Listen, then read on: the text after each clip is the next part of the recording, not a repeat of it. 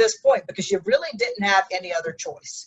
And so when we think about this idea of remote board meetings, I do think it's worth having a discussion about what has worked well, what hasn't worked well. And so I threw together a few little housekeeping rules, and obviously some of this is a little tongue-in-cheek, but I would love for you to be able, so we didn't make you a panelist. Well, I guess we at least made you where you can talk. And so you can just unmute your mic and talk. You don't have to show your video if you don't want to. In order to make you able to show your video, we have to make you a panelist. So we want this to be more of a roundtable discussion. It's still a little bit uncharted. I think we've found technologies that work. I'm asking you not to judge my face right now because I cried some of my mascara off, obviously. And so that was my only sort of tongue-in-cheek comment there. But what I'd like to do to start off is just to really think about, what have you guys experienced? What's worked well? What hasn't worked well? Did you have any crazy moments? Has anybody been Zoom bombed during their council meetings? And sort of what questions still need to be answered? And I know some of you will have questions around this, but I've seen Zoom as a solution. I've seen WebEx as a solution. I've seen GoToMeeting as a solution. And I've seen Microsoft Teams as a solution for doing what I call remote board meetings, right? We can talk about what participation means, but let's stick with board meetings for now. And we should have time to talk about some other forms of that. And like I said, please jump in and, oh, and you're using Blue Jeans. Okay, good. I'm glad you said that, Donnie. I always forget that Blue Jeans is fancy, expensive. And Gary says that they're using Google Meet. So whoever wants to talk, I want you to talk. I want you to tell me what you have liked and what you haven't liked, or what has been the biggest challenge that you have experienced, or what has been the biggest opportunity that you've experienced using remote meetings. So you'll unmute your mic if you want to talk, otherwise we won't hear you. Okay, I'll start up. Go ahead, Mike. What we've had to do is we've actually had a hybrid with our meetings. We've had the commissioners 6 feet apart in the chambers. Pretty much with them and their staff, we reached the limit on our meeting capacity of 10. So we ended up streaming the meeting out of, which we always stream and record our meetings. We're going out over Facebook. We took comments before the meetings via email. And our attorney also recommended that we add a conference call line so that people could actually conference in. So we also had to do Zoom, bringing Zoom into the meeting, you know, live on the meeting floor so that people could do a presentation as well. Okay. So now, I mean, and I do think it's an open question right now that we're seeing. Some of you are on the manager's listserv, and if you're not, let me give you a rundown of one of the questions that we're seeing a lot of, and we do have an answer. And so, government operations are exempt from Phase 2 standards. So what does that mean? That means there's not the limit of whatever the limit is. I'm trying to think what the limit is in Phase 2. I haven't really paid that much attention to Phase 2 because we were in the middle of a conference yesterday when it was announced. And so I haven't researched it. Is it 25 people or 50 people? Somebody has probably got the answer for me. 10 indoors, 25 outdoors. 10 indoors. Okay, so we have guidance from Will Polk, who is an attorney for the governor's office, that clearly states that government operations, including council meetings, are exempt from that number. And that's a big deal because that changes some things for you guys, right? Now, it doesn't mean that you have to open up unlimited access where people are sitting shoulder to shoulder, right? Because there's still social distancing guidelines that are required, but it is going to potentially mean that if your council chambers, commissioners chambers could, with social distancing, hold 50 people, then you will have to figure out how to hold 50 people, right? And we have not even gotten around to writing any blog postings on this, but I do think it's worth noting. And I don't think it's an IT responsibility. It should be somebody in your facilities. But if you don't have a facilities department and you are the doer of all the things, like several of you are, you might want to start thinking about, how do I actually put in proper social distancing? And my son and I went to pick up the award for Gray this morning, and literally pieces of tape along the floor in this little like mall area where, 6 feet is this far apart. I don't care if you give people pool noodles or whatever crazy solution you come up with, but I do think we have to think about that in terms of, if we are going to have the meetings in person with our commissioners and council members, how many people can reasonably fit inside that facility using social distancing guidelines? Now, we have not seen an argument as to whether or not you can theoretically tell the public they can't come in, but I am going to tell you, based on all the research that I did last night, this morning, I don't think you're going to be able to tell them they can't come if your office if the doors are opened. That's just my opinion. I'm sure we will have one of our attorneys write up a summary of that. Has anybody started thinking about this or worrying about this? Has your manager, your council members started asking questions about this? Or hopefully they're just as far behind as I am and not stressing about this yet. Oh, Glenn, you raised your hand. You want to talk, Glenn? Please talk. Yeah, so we actually opened up for public comment. We had public comments. They could mail them in pre-meeting, but then we also opened up a room with essentially a console and a big screen TV, and the chairs were all 9 feet apart actually. And then we had one person actually come in that wanted to speak, and I was manning that room with a mask. And then we would, mute and unmute the laptop. Yeah, that's awesome. Thank you. I'll figure chat out. That's Kelvin. No, I don't think it wasn't Kelvin. Oh no, that was Kelvin. You're right. I thought it was Mike not Mike. Jeff Wilson for a second, but I had just muted both of them really quickly. And so that's an interesting solution, and that would have worked during phase 1, right? Because phase 2 is just now getting ready to start. But that's a good solution for allowing that type of access. I think you will see more people wanting to come into the meetings now. I don't know. So here, just let me give you one really quick summary thing that I think is worth noting if you haven't read the blog post. People are asking, is it legal? Is it allowed? Can we have remote meetings? And for a while we were estimating, saying, we think you can, we think, the law isn't really clear. We now have a clear legal definition in North Carolina. You can only do remote meetings when there is a declaration of a state of emergency by the governor or the General Assembly. It cannot be a local declaration. It cannot be a local city or a local county. It can only be when you have a state of emergency declared by the governor or the General Assembly. And it sort of, the session law that came out as a result of coronavirus has allowed a bunch of rules around remote participation. It also says that if you did a remote meeting between the dates of March 10th and May 4th, this particular law became effective May 4th, that it doesn't mean those meetings were invalid. So it clears that up.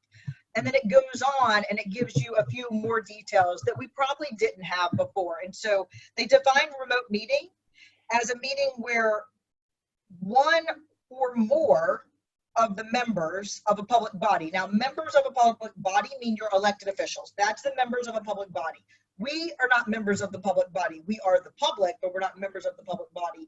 And so your elected officials are participating in simultaneous communication. Anybody see a wrinkle there that makes you a little uncomfortable?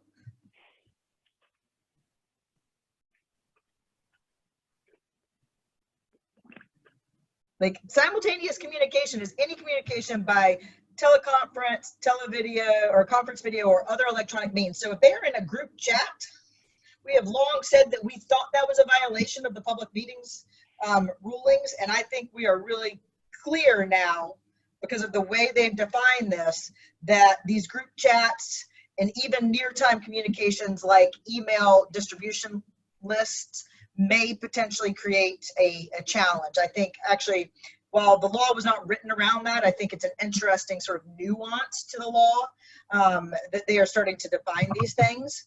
And then they lay out if the meeting is using simultaneous communication in this official meeting, the method must allow for the member, aka the elected official, to hear what is being said by the other elected officials, to hear what is being said by anybody addressing that public body, meaning that means a public resident coming in and addressing, and to be heard by other members of the public body. And so that does also, yeah, Gary, I'll be happy to send those slides out. I literally just created them between yesterday and today. And so it's something that it's sort of a moving target right now, and I might actually wait and try to clarify it just a little bit more so that y'all have a little better answers for some of these things. I'm trying to manage this chat at the same time. Oh, Dan, what have you got to say? Sorry. Where's Dan?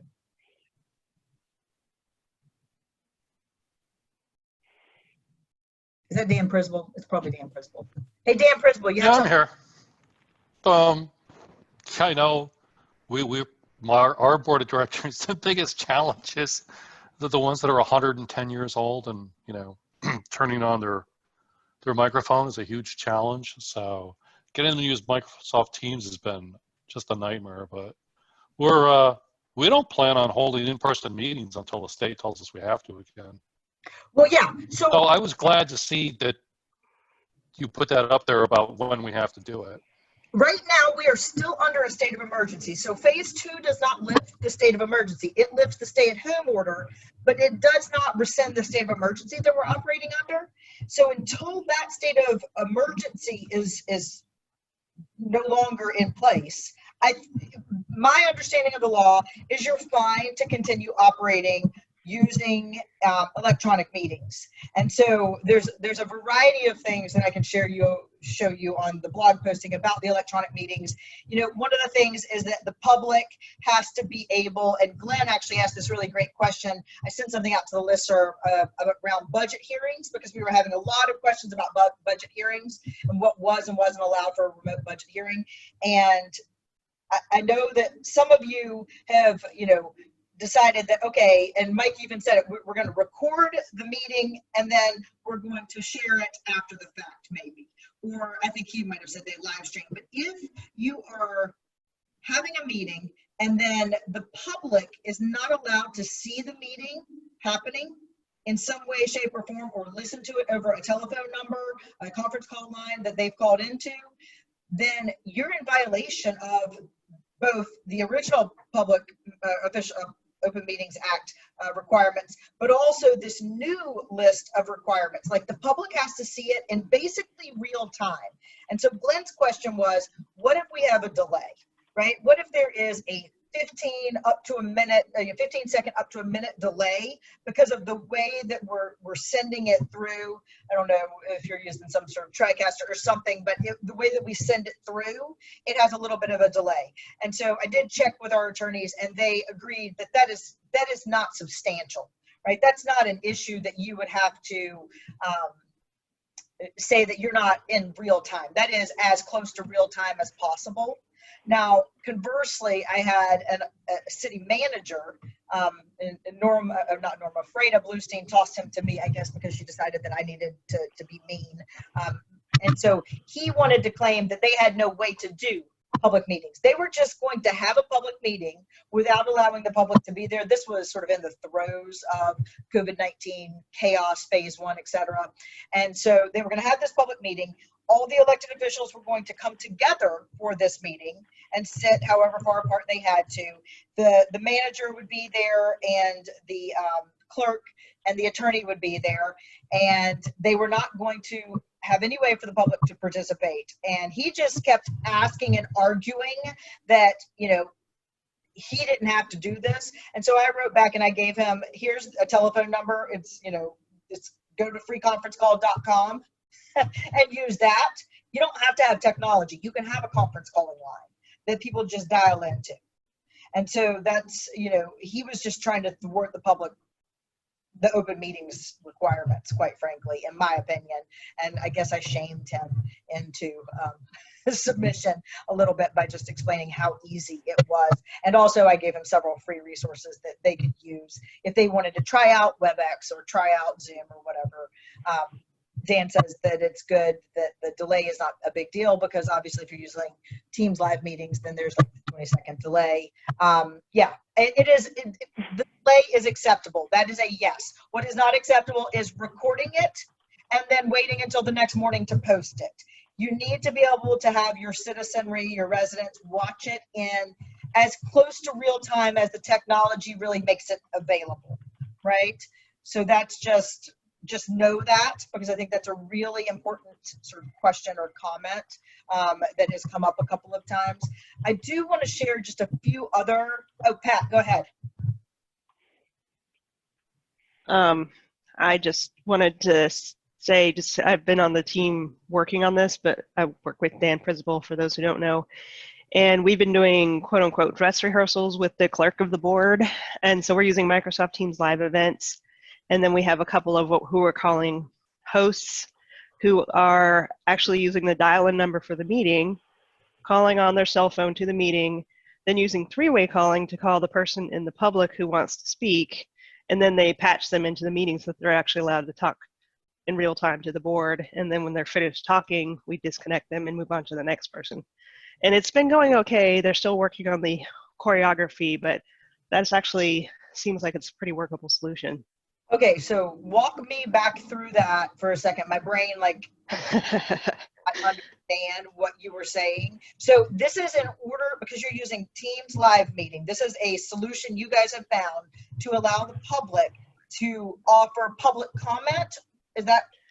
Yeah, it's a broadcast, so it's Teams live events is what it's called. So it's a feature of Microsoft Teams. And so with the package we have with Teams, there's also a conference bridge number that comes with every meeting. And the people who are on the panel have that number. So we have people who are employees actually call into the phone number so that they can actually teleconference into the meeting. And then they do a three-way call to the member of the public so that they're both on the call together, and then they can talk to the board through the phone. It's complicated, but it works.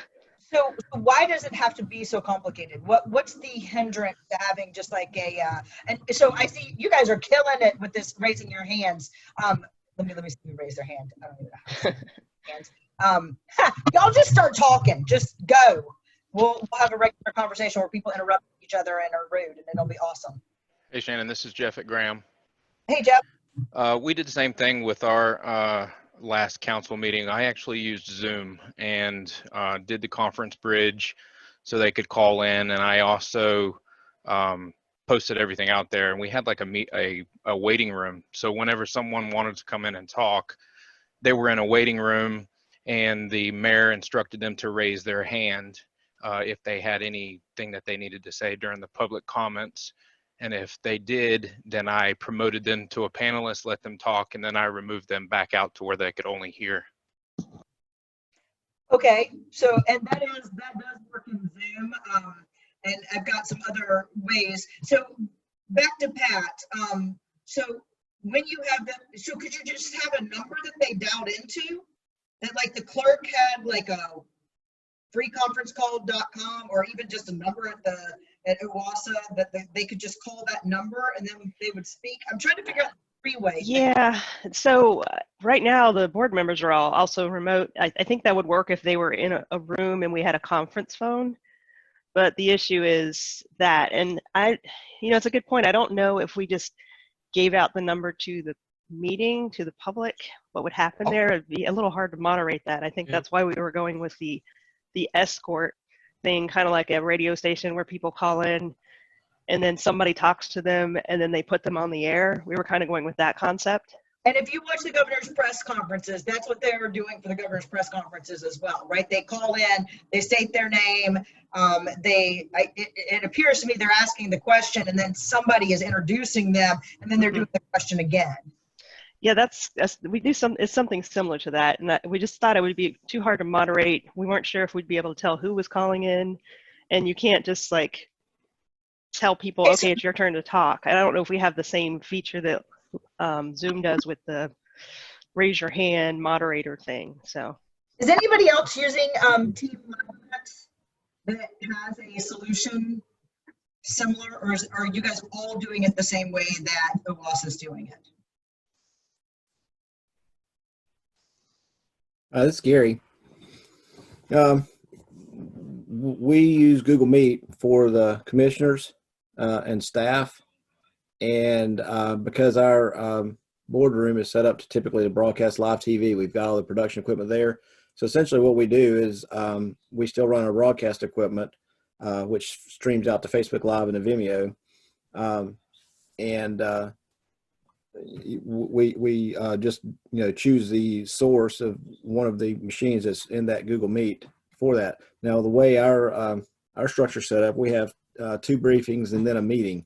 So the briefings are open to the public, but they cannot comment. They can only comment at the meetings, which those meetings occur twice a month. So for the meetings, we just set up a call queue. They call in, and the clerk then takes the next call, which is over the speakerphone, which goes through the Google Meet, and commissioners can hear it and reply back to it. And they just take the next call. That's how we're doing, public comments from that standpoint. But we don't have public comments at every time the board gets together, because again, we have 2 briefings and then a meeting. But all that to the internet is through Facebook Live and Vimeo is done through our broadcast system. We do have a TriCaster TC1 that actually manages that piece of it. And Gary made a really good point, just so you guys know. I mean, your board might want public comment at every board meeting. I don't know if they do or not, but you actually are only required by law to have public comment at 1 board meeting a month. And so and you don't have to allow comment at special meetings, emergency meetings, et cetera, et cetera. I mean, there's like, it can be more restrictive. So Amy says they're using Zoom webinar. So Amy, when you allow the public to comment, how are they doing that? Or is it similar? They just raise their hand and then you guys allow them to talk? I can see that webinar would be really slick, actually, is as long as you're never promoting them to a panelist, right? My big concern is this idea that their camera would get turned on and they don't even realize it. Like we had a Zoom meeting with our colleagues at the School of Government, and one of the women did not realize that her camera had fallen off, and so it was upside down on her desk. Like it was pretty terrible. So I just allowed them to talk. Yeah, It's the only thing I did. I think that's perfectly fine. And then I would mute them back out. That's Yeah. a good solution. And this is Gary. With us, we don't actually allow them to join like the Google meeting. So we have a call queue. They call in by telephone. So we have absolutely no chance of that happening. And they can only be heard when the clerk accepts the next call. So that's kind of the way we prevented uh-ohs in our meetings. So I love that Waxaw jumps in with this. By the way, welcome Waxaw. I don't even know that we've ever had an IT director from Waxaw jumping in. If you don't know where Waxaw is, you're missing out. I grew up in Concord, so I feel like I've driven through Waxaw a lot in my life to get to the beach. Have I met you before, Nick? Because now I'm embarrassing myself if I have met you. Okay, great. This is the story of my life, is embarrassing myself, but that's okay. It's been a while. And so Nick says they have to be emailed or faxed in. And there are people that still have fax machines if they want to make a public comment. And I do agree that that is another alternative. You don't actually have to allow the public to speak in real time. You can have them submit. The city of Raleigh was doing that. I don't know if they still are or not. I'm not sure if anybody from Raleigh is on right now, but they were having folks send in their comments via email. They could even, wait a minute, who was it? It was Mooresville. I always get them wrong. So Mooresville was having people call a number and record their comment, which would then be played for the public. And so that's something. Dan, I see, did you raise your hand or am I looking at something old? Yeah, no, I just did. Oh, yeah, our attorney told us we only have one public hearing a year, and that's the only time we're going to let the public actually speak. All other comments they have to submit in writing before the meetings. Yeah, and you're a unique authority But I think that's fine. I think you can certainly control it. Scott Cato, I know you're Mecklenburg County. Scott and I had a conversation, maybe a few days before you went live with your first public meeting. Yes, I did. Scott, talk, please. Yep. So what we're doing at Mecklenburg is we're using a mix of meetings and events. So they didn't want to change the process that much on the public. So what we did was we modified the way we took public comments and just updated our web page and created an instruction form. So when the folks registered to speak, they just include their normal information, and then we ask them to provide a callback number. And for those that don't use WebEx, it's got a feature built into it called Invite and Remind that you can use, and it's got like a phone dialer built into it. So we were actually calling the public, bringing them in, labeling them their names, and then stacking them up in a lobby room. And then when it came time for the public comment, usually about 15-20 minutes into the meeting, we'd bring them in one at a time, put them on a timer for 3 minutes, let them say their piece, and then disconnect them. So Yeah, I mean, I think that there's lots of creative solutions. I mean, I would never suggest just having the public. I mean, first of all, it's almost overwhelming to have the videos of all the public, right? And also the fact that I don't know that everybody's really comfortable. I mean, I'm just now getting used to this thought that I'm being recorded while my video's on.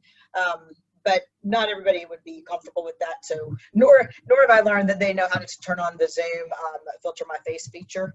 But I like the fact that and Adam is in Wake Forest. He says there's a form on the website where they sign up to speak. So you can have them sign up to speak, and you can queue them, right? You contact them, you queue them in some sort of holding system. You can have them log on, and they can raise their hand like Jeff Wilson and Graham is doing, and then Jeff promotes them. Amy did the same thing, it sounds like, in Ashe County School. And then you've got these other options, which is, Donnie says they're doing it all, right? So you can voicemail it, you can web submit it, you can email it. And I assume in those cases, Donnie, for the first 3, someone will read those items. Or maybe it's the clerk that will read them. Is that a correct assumption? Yes, but at our last meeting, they didn't get to because it was so many comments that what we did afterwards was scan them all in and posted them on the webpage the following day with the video that we post so that they could all see them personally as well. So it's, we got a little bit of flack for that because we had been reading them out, but if we had sat there and read them all out, we'd have been here until midnight. Yeah, and I think I saw that the city of Raleigh had a cutoff, maybe the day before at 5 o'clock or something like that. I can't remember. I live in Raleigh, so I remember looking at it specifically. So I do think there's ways that you can probably manage that issue at some level. And then when they call in, you're allowing them to actually call in. And so, Scott, what was your cutoff? Do you know? Because maybe Donnie might want to know that Hyde County could do a cutoff. yeah, our cutoff was noon the day of the meeting. So Okay, but do you cut off the number of comments that will be submitted? no, we haven't had to cut them off because I guess our process is as straightforward and one option. So far, we haven't had that many, but Yeah. we do provide a cutoff. Hyde County must have been Okay. having some hot topics. Yeah. Well, we had the non-resident property owner thing, the same thing that Dare County had. So we had about 1 million of them mad at us, and they wrote out 5-page letters, and so it Which, just by the way, they would have never been given more than 3 minutes, right? right. So I guess you could have just started and read real slow and then been like, because normally you allocate a certain amount of time. So Jason says that DSS is using Zoom for board meetings and also the web form where the public can make comment. Fayetteville, John says Fayetteville is using Zoom webinar. A couple of things that I want to just highlight real quickly. I did have a question from someone about a toll-free. Do I have to give people a toll-free number to call? And the answer is no. And I don't know. I saw Jared pop up briefly. I think it was Jared. Maybe it was somebody else in Texas who said, oh, yeah, our citizens are now calling us wanting to know if we're going to give them internet access or a cell phone or a computer so that they can participate in our board meetings online, since we're not doing face-to-face at this current time. And there is no, you don't have to provide that access. That would be like saying, I'm going to give you limo service to town hall. Well, that's the level of service we've historically provided. So that's what they feel like they should get that. So, but no, in this case, we don't provide the internet access or a computer for them to access the meeting. We're doing the Zoom webinar similar to everybody else. We have a Laserfish form where they can go on and they can actually submit their comment. We limit the characters in the space that they can, so they can't do a 5-page letter of the form. Oh, that's brilliant. Hey, Donnie, you might want to do that next time. Yeah, and then so then we can read that form out loud if they choose not to appear. If they want to actually, and of course, appear is just being able to join from a phone.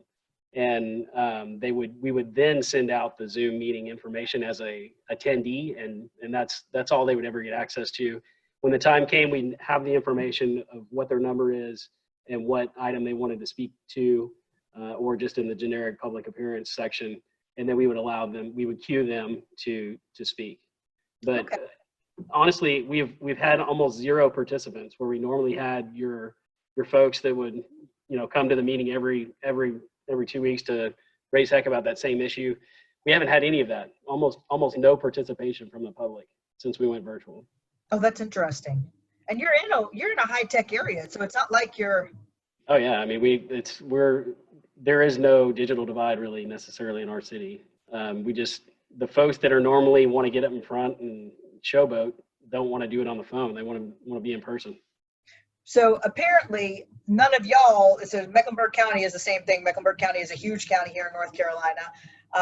But if you're in Hyde County or Dare County, the people, Donnie mentioned this non-resident property owners, so the counties in that part of the state, it's the Outer Banks of North Carolina, they blocked non-resident property owners from coming into the county during the sort of start of COVID-19, and for a fair amount of time. I mean, it was probably almost 2 months, maybe a month and a half. And so the non-resident property owners were furious about this. And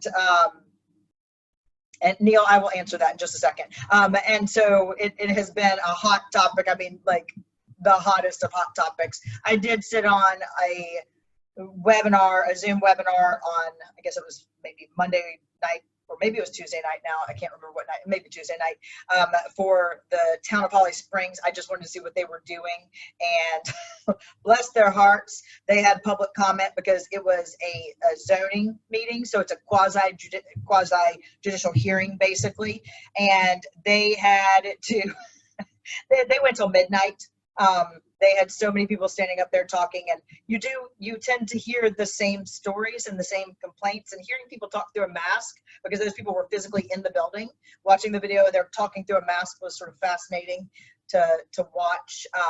So Neil asked the question about Zoom, and they're hesitant about the issues related to the state. So do I have any state employees on here?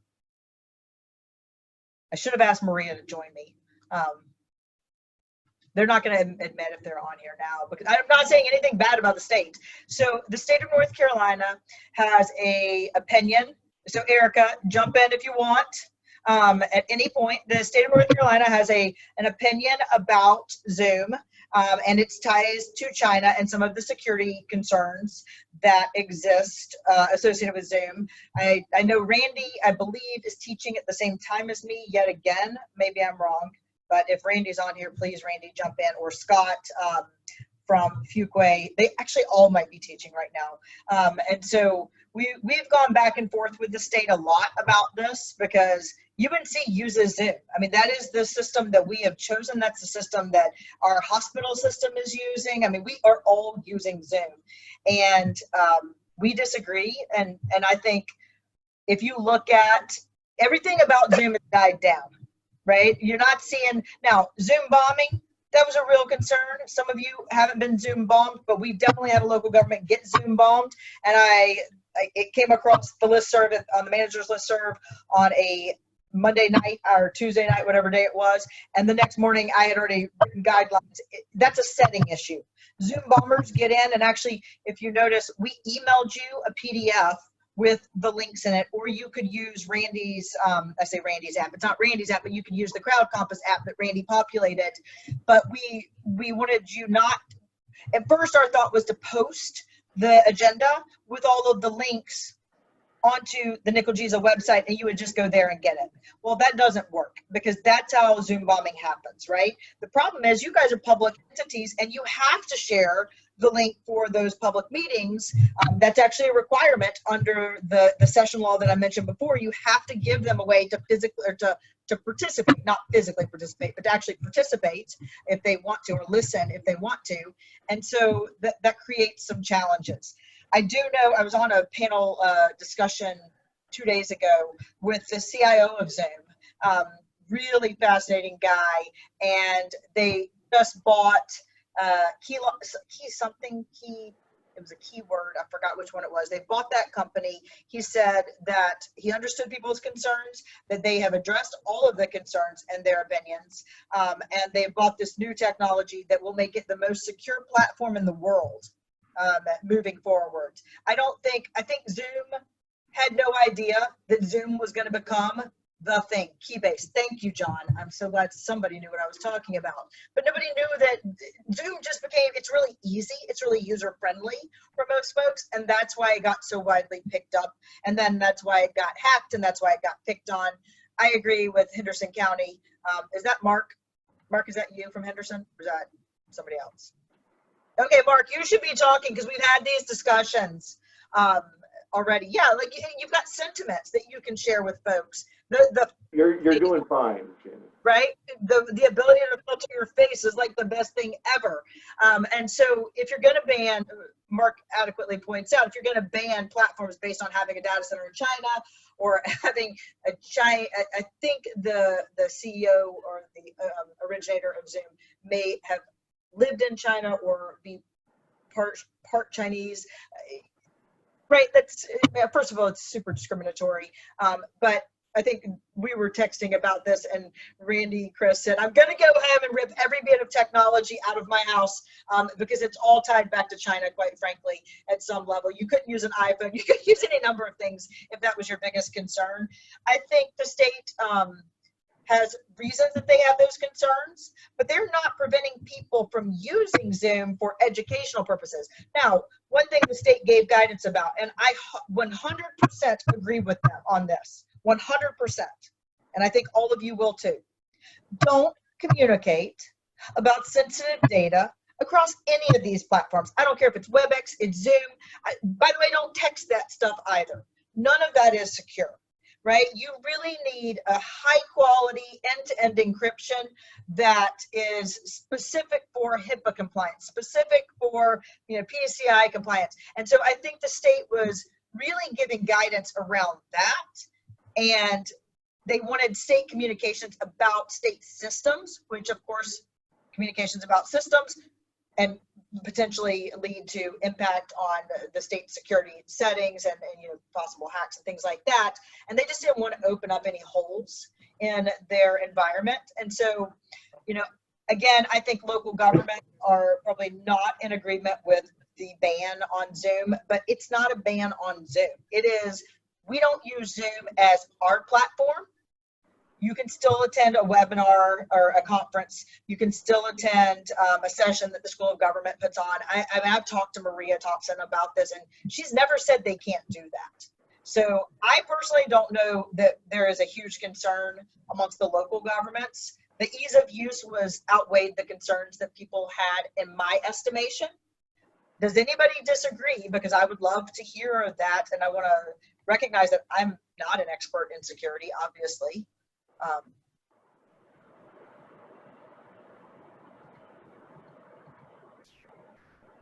mean, I think it's interesting. I'm not saying you should or shouldn't go with Zoom. I think there's lots of solutions out there. I know Blue Jeans, which Donnie's using. I mean, Blue Jeans is slick.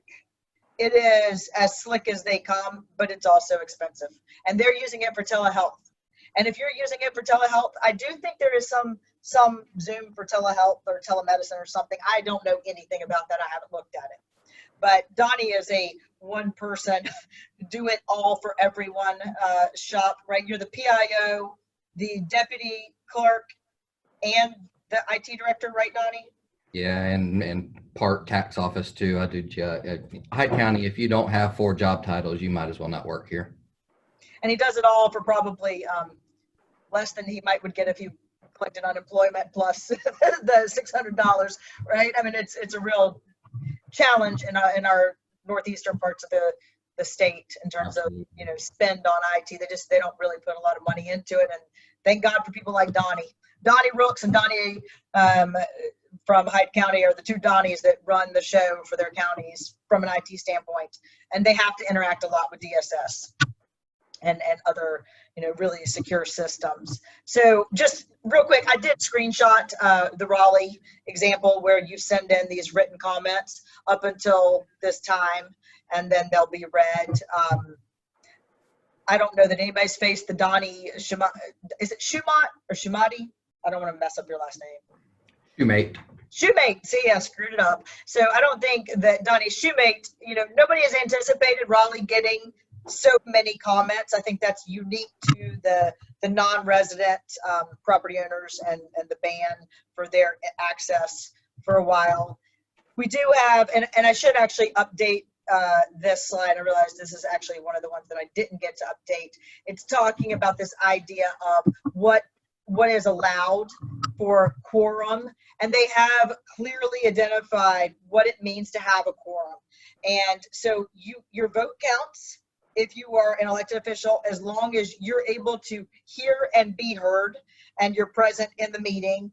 You're in a quorum. The quorum can exist virtually. It doesn't have to be physically sitting in a room. That new session law defines that.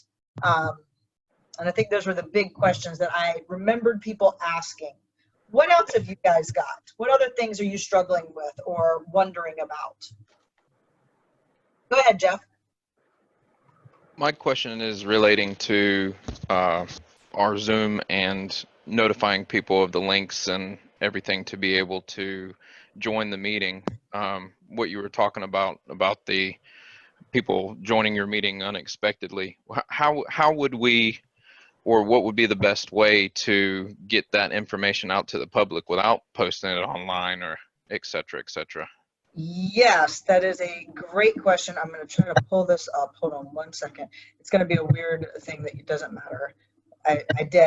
So, by the way, this is a fantastic blog posting by my colleague, Freda Bluestein. I'm going to drop it in to everyone in the chat right now. I will also send it out. Actually, I've already sent this out to the Nickel Jesus listserv, but if you're not in North Carolina or not on the listserv, you might not have seen this. And so she does kind of do an analysis of all of this. Now, she doesn't talk about the technology side, which is ultimately your question, but there is a requirement to provide notice about this meeting. And so there was the discussion about the quorum.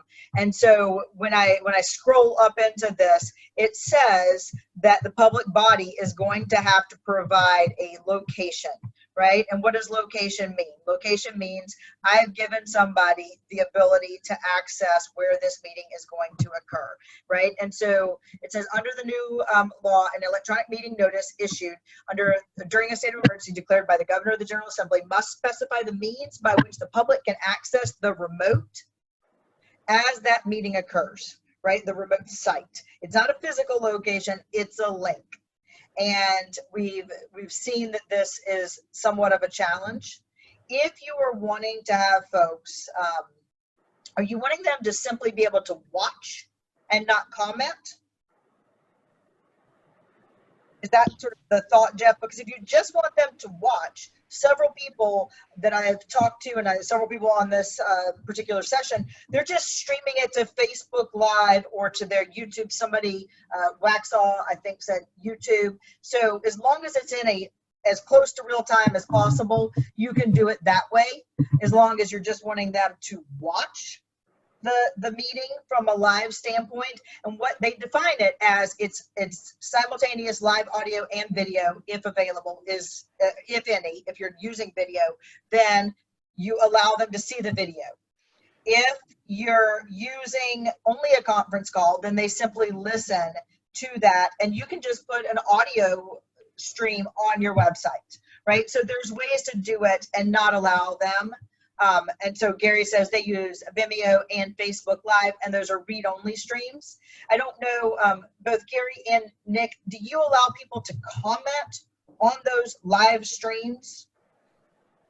No, Nick we do says not. no and Waxaw. So how I set it up, Shannon, was I disabled all audio and video for when they join into the actual meeting and they're sitting in the waiting room. And then I can choose whether or not they get access to their camera and their audio, et cetera, et cetera. Jeff, But my understanding is when they're in the waiting room, they cannot hear what's going on. yes, they can. On When they join the meeting, and when they get in there, people were able to listen to what was going on. They just couldn't comment or they couldn't listen to the video. okay, wait a minute. So hold on. The waiting room is where? What platform? Tell me the platform. Zoom webinar. Zoom webinar. So what you mean, and so I think I'm trying to be precise with language. So tell me if I'm wrong, y'all, because you know I'll screw it up in a heartbeat. In a traditional Zoom meeting room, right? If I say I'm putting somebody in the waiting room, then they are not able to hear or speak. Because my graduate students had to do their defenses on Zoom this year, and we sent them to the waiting room and we deliberated as to whether they passed or not, and they could not hear us. Yes. On webinar, are they truly in a waiting room, or are they simply an attendee? They're an attendee, but they are not part of the actual panelists. So Yeah, I'm probably using the wrong term. Yes. Okay. That's why I got really confused for a second, and I wanted to make sure it was very, very clear, because somebody else might be using Zoom meeting and think, oh, well, I'll just put them all in the waiting room. So we have given you guys the ability to use your microphone right now, but that is something that we start off as a default of no, and I asked Paul to make it something that we turned on, because if you're an attendee, you're not a panelist unless we've promoted you to panelists. So right now, I think my list of panelists is over here in the corner. All of you, Paul has given the right to turn on your microphones, but the panelist is different. The panelist can actually even, you know, you can set whether panelists can share their screen or not, and, you know, but the host always can. But if they're an attendee, that means they can, it's like read only, right? That's what Gary said, or view only, or hear only. They hear the audio and they see the video, right? They're able to see the video as an attendee, Right. what's shared on the screen. And I think that's the easiest way to manage it. I don't think you have to manage it any other way. I'm not worried about Zoom bombing happening in Zoom webinar. Honestly, I'm not, because that's, and I'm not worried about Zoom bombing happening with any of y'all, quite frankly, because y'all are well versed in what settings need to be turned on. Zoom bombing happens when you allow everybody to come in and have full access. We actually did this. I think Mark Seelenbacher from Henderson was in the meeting where we're testing Teams. And one of the things that we noticed in Teams is I could go, and actually in Zoom regular meeting as well, if I don't turn this setting off, I can draw on your PowerPoint, or I can draw on the screen. I can open a whiteboard and draw on top of whatever you're doing. Y'all could probably do it right now since we've promoted some of you. But that creates a lot of challenges. And so what was happening is people just weren't managing their settings properly because they didn't know. So they went with default settings. My sister, her son's Zoom meeting for his school got bombed a couple of weeks ago, but really we're not hearing much about that anymore. If somebody is struggling with Zoom bombing, or you're worried about what settings, I did write a guidance document. I put it out. I probably need to update it a little bit. There's some things that I probably wouldn't do that I wrote at the time, but it seemed like a good idea. Now I think I'd probably be a little more relaxed. I see 2 folks have raised their hands, so y'all just turn on your mics and talk. Neil, go ahead. Okay, so this is Neil. One comment, I guess, is in the paragraph kind of towards the top, it was talking about members who are not able to be seen or heard.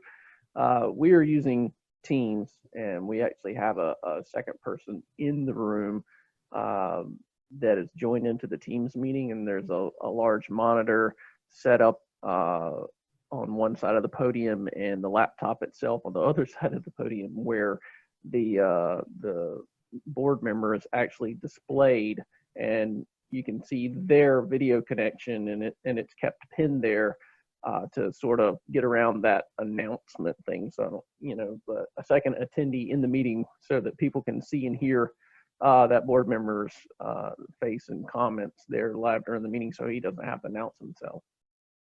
Oh, okay. I see what you're saying. That's actually a really creative solution. And so what the simultaneous communication requirements, it says the law also requires any members who are participating by simultaneous communication and can't be seen by the public body to identify themselves when the roll is taken, when the remote meeting commences, prior to participation and deliberation, including making motions, proposing amendments, and raising points of order, and prior to voting. And so what Neil says is they've got this big screen where is it a video of the person, or is it a picture of the person? It's their live video feed from their Teams connection. Okay, so that's a way to get around it. I think you could also, I don't know for a fact, but what it means to say can't be seen, like right now, if I were to simply mute my camera, hopefully this doesn't screw anything up. We'll see what happens. Paul might be freaking out for a second when I'm pushing things off. So I've muted my, oh, nope, never mind. I thought I had muted my camera. But if I mute my camera, you'll see a picture of me. You guys can still hear me, right? Yep. Okay, good. So I think you see a picture of me right now, and yep, you see my name. That is still sufficient to meet this requirement of seen, right? It's a picture of you and your name. And I think it doesn't mean you have to have the video feed on at all time and the person's got their child running in or their cat like loving up on them or whatever it is. I mean, I think that that's a sufficient way to sort of think about this. I do see a Q&A question. Oh, sorry, Felicia, I totally missed this long time ago, but I will assume we're good. And that I don't need to answer or respond to that one. I did have another quick question. Oh, wait a minute. Paul just gave me a tidbit. So Paul, our IT person, says it doesn't show the picture in webinar, only in Zoom room. Interesting. Well, in that case, you might have to figure something out. I've come up with $1 million idea if somebody wants to work on this, because I go to so many Zoom meetings. I feel like somebody needs to figure out how to take like a 15-second video, and instead of having the picture, it's just a loop of the video making me look like I'm interested, right? Because normally I just mute my camera and it's just my picture. And so I'm working on it right now. Don't worry about that. Thank you, Darren. Thank you for working on that, because Darren told me it was $1 million idea that I had. So Neil, did you have another question? Yeah, real quick. If right now our Teams meeting is just for one of the board members to join in, and they'd be allowing public to be physically there. If you're allowing physical public attendance, do you still have to announce or post or make public the simultaneous broadcast or whatever? Well, okay, so is it a remote public meeting, or is it now not a remote meeting? Well, the public can physically attend in person. It's just, but one board member is remote. Okay, if one board member is remote, then it's a remote public meeting.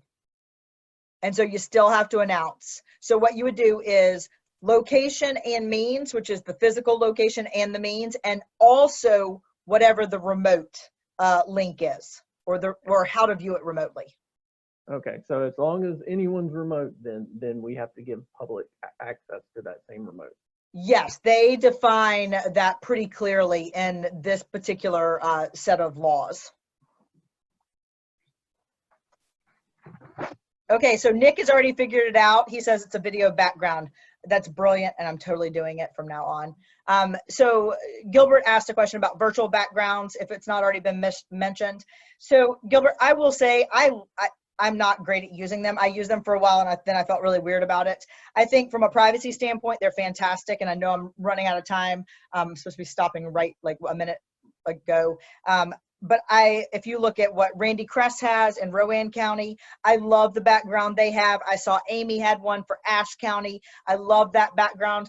I think branding for your board members, for your manager, for your clerk, for your attorney, whoever has to be visible, I think providing that branding to them is really a great idea, right?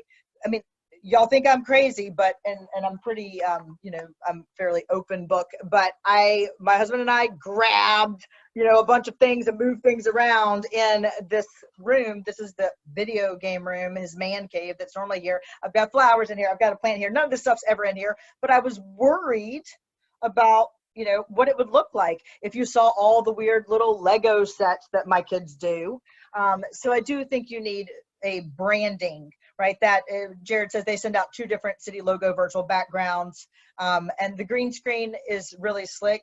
I think there's a ton of money to be made in figuring out how to make people's environments the most apropos for both audio and video in this new remote world, because we know several of us are going to do that. I don't have a green screen. I do have, I literally, if you really want to make people love you, this is an Amazon, I think it was $5, Halo light. And this is, it makes a huge difference. So you want to make your board members happy, buy them this, and you get those cool little ring light things in your eyes. Fantastic, $5 investment. And Nick, I didn't know that rule about 1 light on my face and 1 light in the rear, but I did actually do that, just unintentionally. So yay me. Okay, I'm supposed to let you go. I'm supposed to tell you that you have another round in the vendor virtual exhibit hall. Please go visit our vendors and let us know what you think of how we're doing on this.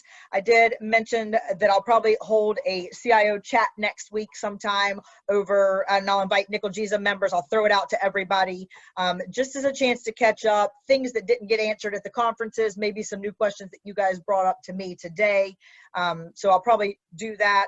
I find it really valuable to do these chats and see your faces. So it'll be on my Zoom room, smaller size. If I have to hold a couple of them, we'll do that. I certainly miss that sort of physical connection to people.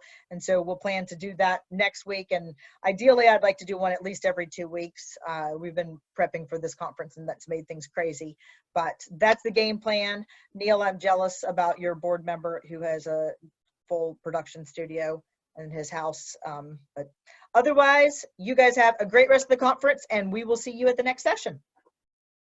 Thank you, Shannon. Thanks. Thanks. Bye-bye. Thank you. Good job, Shannon. Good job. Thanks, Shannon. Good to see you. Good to see y'all. Thank you, Shannon. Thank you.